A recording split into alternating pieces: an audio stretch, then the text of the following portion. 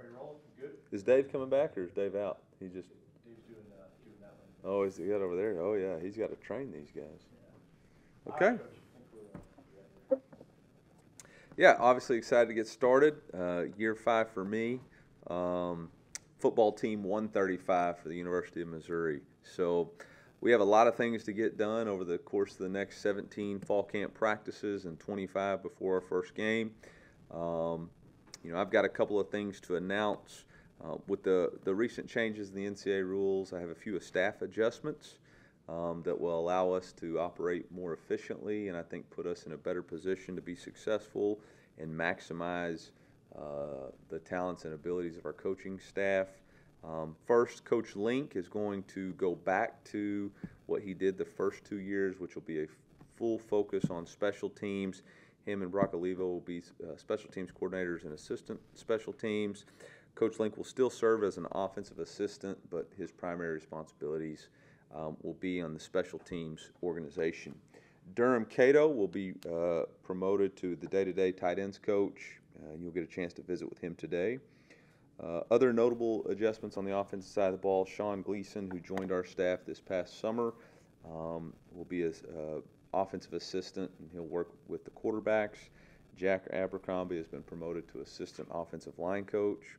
On the defensive side of the ball, defensive assistant Jacob Euro will work with the safeties and Coach Batoon to allow Coach Batoon more freedom to walk around as a walk-around defensive coordinator.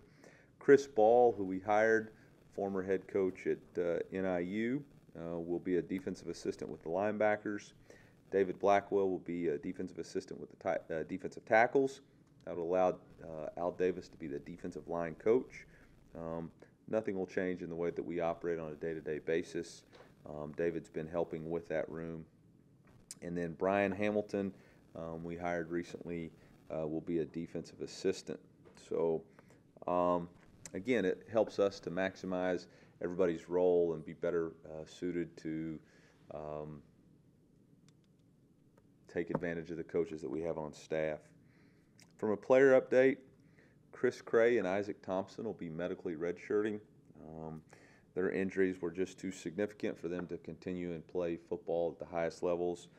Those guys both have been with us throughout the summer and will continue to help our football team in coaching roles throughout this year. And I think that's really all I got. I'll open it up for questions now. Eli, these first few days of fall camp, what do you expect to see from this team? What's a big emphasis maybe in week 1 or seeing here? Yeah, we have 3 goals when we talk about fall camp. Number 1, we want it to be hard. Proverbs 24:10, if you faint in the day of adversity, your strength is small. So we want to create adversity in fall camp. That's why we move into the residence halls for the first week so that we force these guys into a mindset of it's just about football and eliminate distractions. Number 2 is embrace their role. Everybody's going to have a role on this football team that helps us win and lose football games, and we need everybody to embrace that role. Not everybody's going to be the star, not everybody's going to be a starter, but everybody has a role in order to help us win. And then the last one is develop a unity among the team, just us mentality. And so that's really the focus. Whether you're talking about day 1 or day 17, it's trying to accomplish those goals. We will be very smart in how we start. We always start in the red zone to try to get our players acclimated to fall camp and try to get them, keep them as safe and as healthy as possible as we build up and prepare for week 1 versus Murray State. Coach, how does this fall camp, how can you compare it to your previous 4 fall camps as far as, changes, excitement going around the program? How do you kind of look at it from year to year? Yeah, each one's been a little bit different. Obviously, the first one was COVID, and so fall camp seemed like it went from like July 13th until the middle of September when we played. So they've all been a little bit different and unique based off of different coaches, different players. This one's uniquely its own just because of the opportunities that lie ahead of us within our football team, the amount of returning starters that we have, the amount of experience that this team has. So I think the biggest challenge for us is in the past we had to ignore the noise and the naysayers. Now we've kind of got to ignore the noise and the praise givers and focus on just what we need to do, which is try to be the very best that we can today and then build on that tomorrow. Eli, kind of big picture, compared to previous years, how does the existence of the expanded playoff change anything around here, whether it's mentality or just curious your answer? Yeah, from day one, our goal is to compete for the SEC and play for championships, and that really hasn't changed at all. So whether or not the playoffs are expanded or not, our goal to start the season is, chase two dreams, develop an elite edge, and play for championships. And play for championships starts with playing for an SEC championship and then to a national championship if you're worthy to do that, and then the Mayor's Cup and the Battle Line Trophy. So, those are our championship opportunities that are ahead of us, and we're working to prepare for those. So from a messaging standpoint, do you talk about the playoff in that regard? I mean, it's not like necessarily being one of the 12 isn't necessarily winning a championship. It's earning this amazing berth in the It's earning an opportunity to play for a championship. So messaging won't change. We know what our goals are, and there's a lot of things that you have to do in order to compete and play in the playoffs. So let's not put the cart too far in front of the horse, so to speak. That's okay. Brady Cook's entering his last season as a Tiger, and he seems to have more support from the fan base than ever this season. There are other seasons where he didn't have as much support. So I'm curious, as observing him growing into his last season, how do you expect the growth that he received from this to affect him as a leader this season? It hasn't affected him as a leader. I think he's been very consistent in how he's put in the work, shown his commitment to the team, been committed to working to improve. So I don't sense that there's any type of adjustment from a leadership standpoint. We're all susceptible to complacency or falling into that praise and blame trap. He didn't let the blame get to him, and my anticipation is that he won't let the praise get to him too. But I'm constantly hammering him with, we don't need a celebrity quarterback, we need a battlefield commander. And so, I think Coach Moore and Coach Gleason and myself will do a good job of monitoring that. I haven't seen any symptoms of that, but that is something that we'll be monitoring.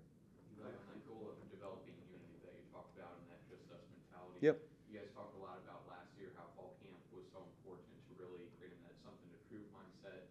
What do you think went right last year, and how do you kind of replicate that even though every team is different? Yeah, I think you have the same processes in place as far as how you develop a team. Moving into the residence halls, setting up a practice structure. The reality of it, it's just whether or not our players buy into that process of being vulnerable in Tiger Olympics and in unity groups, being able to spend the time necessary to build bonds. There's no microwave to it. There's no, exact formula. It's going to be uniquely this group's challenge to form those bonds by spending time together, by handling and facing adversity, and having fun. There's no replacing a guy like Cody Schrader, both the kind of leader he was, but also what he was able to do on the field. What are you looking for in fall camp to see some of these guys stepping up maybe into that role of what a Cody Schrader meant to this team last year? Yeah, I think you hit it right on the head. From a talent standpoint, there's a lot of players who have talent very similar to what Cody had and possessed, but for this team, it was the leadership components that he had. It was the toughness that he displayed. It was the commitment that he's displayed to the team on a daily basis to put himself second, put the team first.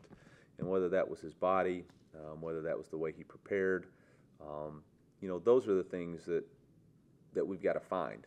And we've got to figure out who's going to carry that flag for our football team that on a day-to-day basis says, I'm going to perform at my God-given ability regardless of the circumstances, regardless how I feel.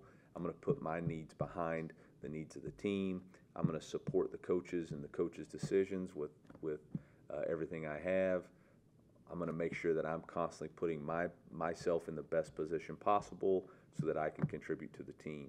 And Cody was unique. There's just not been a lot of people who've done that in the course of careers. He did it to the best that I've ever been around, and now we need somebody in that room to choose those same characteristics in order for us to find that success.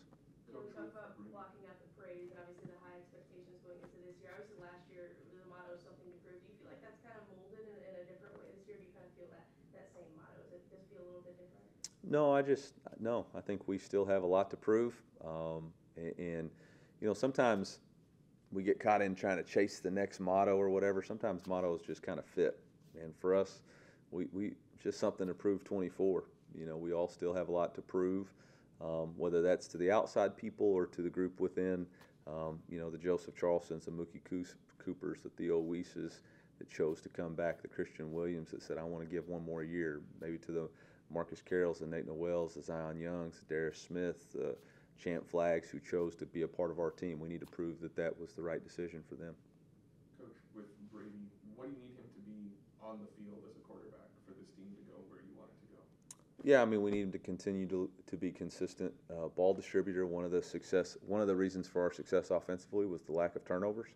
And we got to continue that. Obviously, we're going to need him to be a tough physical runner. That's what he's always been, whether it was his first touchdown versus Army in his first start, or whether it was you know, in Ohio State to start the fourth quarter on that big run to put us in the red zone. He's always been a tough runner, and we've got to continue to increase our deep ball accuracy, explosive plays, and then end the game. You know, quarterback, when the ball's in his hands, he's got to finish the game. And with the offensive line, I know you've said offense about getting the best combination of 5 guys. First, how open is that competition entering camp, and what do you expect that process to look like over the next few weeks? It's wide open.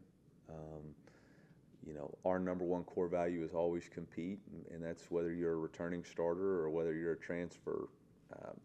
Whoever's coming in to be the best 5 and the most consistent is going to be the starters. And I feel like, you know, Mitch Walters, Logan Reichert, Javen Richardson, Marcus Bryant, Caden Green, Tristan Wilson, you know, all these guys have put in the right amount of work and the right amount of time to give themselves the ability to compete for the job. And whoever it is, it's kind of like I told the team last year, we're not coming in with preconceived ideas. Whatever the results of the competition are the results of the competition. Coach, you mentioned there are steps before talking about the expanded college football playoff, but the reality is the SEC is also expanded. Just your excitement to go into a now 16-team SEC with the inclusion of Oklahoma and Texas. Yeah, excited. I mean, just add 2 championship teams to the SEC and see what happens. So, no, I mean, obviously it's a good thing for our conference, but it requires everybody to raise their level. That's what competition does. Everybody's got to be better than they were last year, and obviously we're adding one of those teams to our schedule. And you know, I think they were a 10-win team last year, and so obviously you've got to everybody from recruiting to facilities to on the field plays got to increase their level in order to compete. Coach, if you can follow me on this one. Okay, it's going a few places. Carl Reed is now doing media stuff, and he gave that quote and said, you told him, don't let the glasses fool you, you're a dog. I don't know if I said that, but Oh. I mean, I've used the term "don't let glasses fool you," but I don't know if I've ever referred to myself as a dog before. Okay. Yeah. Well, then that changes the question from my end. I guess my Carl question- may have taken some in quotes some liberties. Yeah, I don't think he in went quotes. to journalism school here. Yeah. So anyway, I guess the question was like, what is it, in all seriousness, what does it mean to be a dog? And I know whether you're not one or you are one. No, I'm not a lot one. of the players, of course. Yeah, they are. I mean, I remember a great quote about Luther Burns. You know, he's a dog. What does that mean to an old guy? Yeah. Like me? You know, there's so many different things in the English language and the culture of how people talk. You know, the other day one of the guys said "bet" to me, and I was like, "On what?" And apparently it's not exactly it. So you got a lot of that. You know, when I think of dog, I think of a competitor. I think of an elite competitor. I think of somebody who shows up every day, puts it. You know, I think of Michael Jordan when his best was needed. He was always at his best. I think of Kobe Bryant. You know, I think of Derek Jeter. I think of Barry Bonds. You know, I think of Peyton Manning. I think of Nick Bolton. I think of Cam Newton. these guys that when the game was on the line, you knew that they were going to perform at their highest levels and they were consistent in their preparation. So in my mind, it's a competitor. It's somebody whose mindset was different than everybody else, and it just wasn't about their natural talent. It was also about the mindset and the toughness that they brought to the game. So, yeah, I think that might be it. Can a coach or coaches, I'm not trying to be funny with this, grow a dog? Can a guy show up and you're like, I don't know, and by the time he's a junior or senior, like, we've developed him into a dog? And whether it's not dog or anything, just the mentality of being a killer, being a guy that wants to go out and dominate, like you said, Michael Jordan, Kobe Bryant. Yeah, I think there's always, we're a developmental program, so you want to develop every aspect of the player, whether that's develop him in the academics, develop him spiritually, develop him emotionally, develop him on the field. We talk about having an elite edge mindset. That is all about developing how we approach a day-to-day basis, whether that's energy, details, grit, emotional consistency. So I absolutely believe that you can develop a player. Cool. Coach, the first year with Kirby Moore, I'm sure everything is about familiarity and you being on the same page, all the coaches getting on the same page with him, the same with the players. In year two with him, I think we had to get him on the same page of us, but I'm just kidding. What's different this year, and how can you guys take He's now getting us on the same page with him. How do you guys take this offense to the next level in year two? Obviously, I think Kirby did an outstanding job. We're not the Cotton Bowl champs without Kirby and his ability to recreate our offensive identity and handle all the different challenges that were thrown at him throughout the year, and thought he did just an excellent job of morphing, the staff and the players to buy into what we were doing. For us, it's not about how good we are, it's how good can we be. And that really starts tomorrow with our first practice.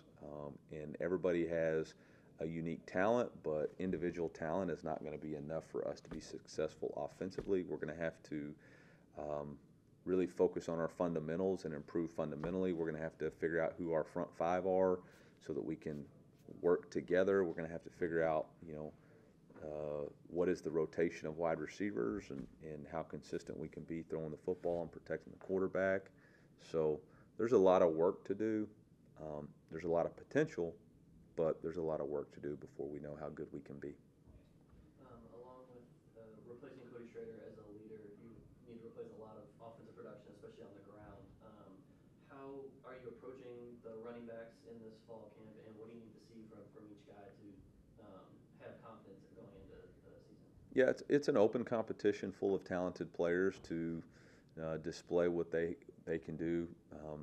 Being a running back for us starts first with protecting the quarterback and demonstrating an ability to pick up blitzes, and then number two, it starts with ball security. The ability that when you touch the ball, you're going to protect it, and that really is what we need to see. And then after that, I think we need to figure out who is going to be an identity guy for us, meaning who's going to have the identity of toughness and consistency.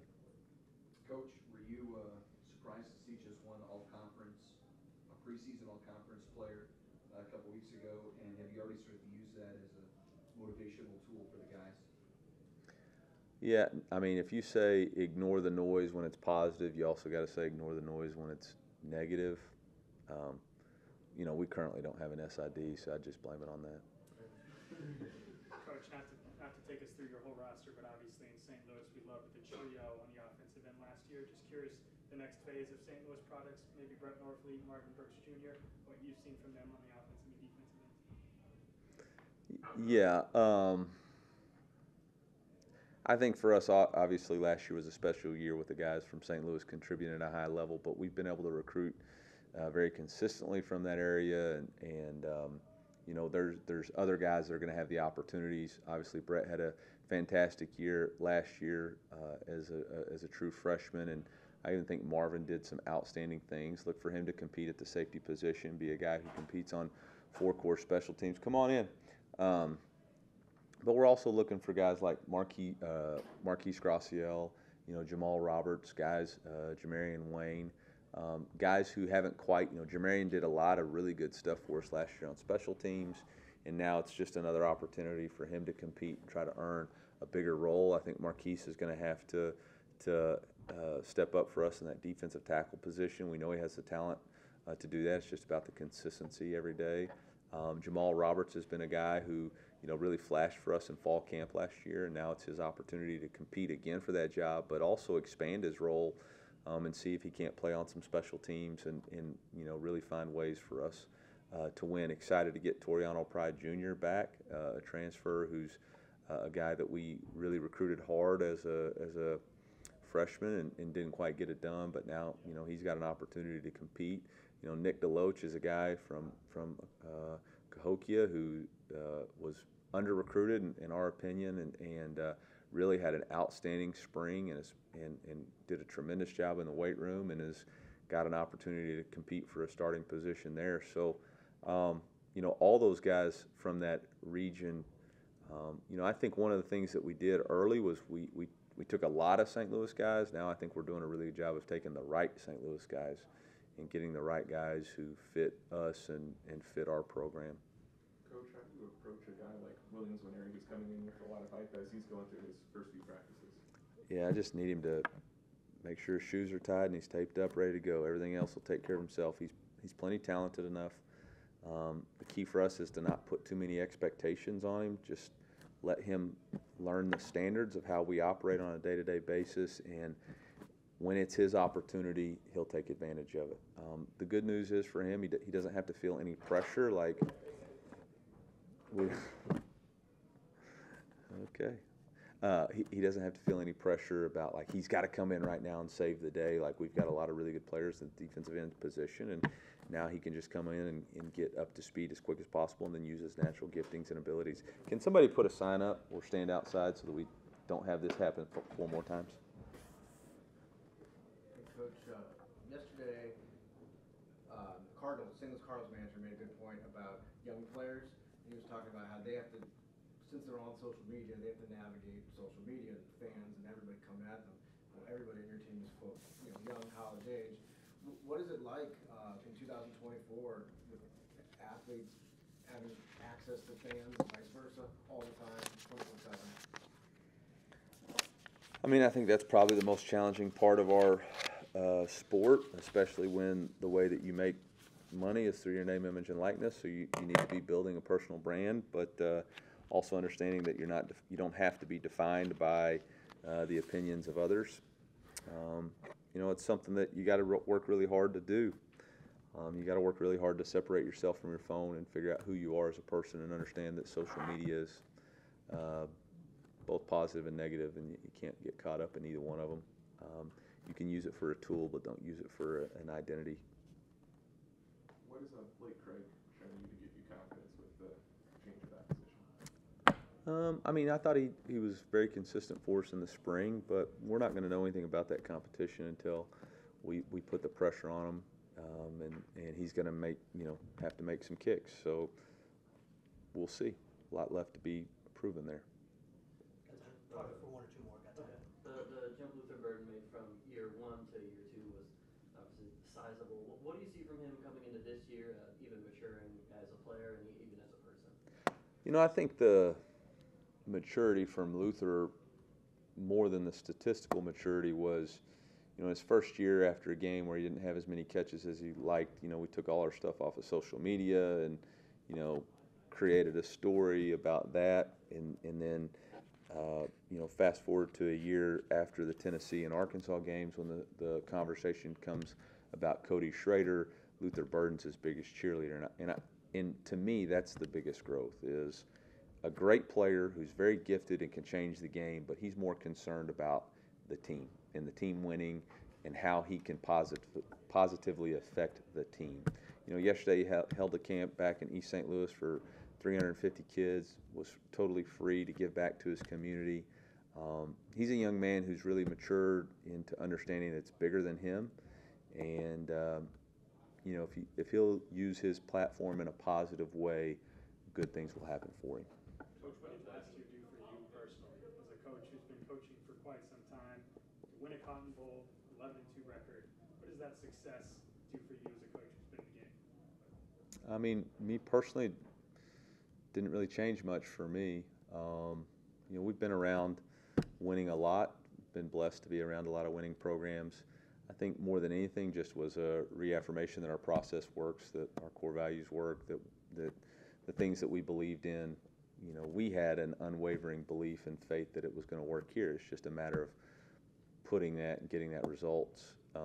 I think the coolest thing was the opportunities that it provided the players that were here and some of the coaches, whether that was the ability to elevate some of the coaches, the ability for some coaches to be able to go pursue their dreams elsewhere, the ability for our players to you know, be unanimous All-Americans, the ability for us to have the most players from Mizzou history in the combine, to have D-Rob be drafted in the first round.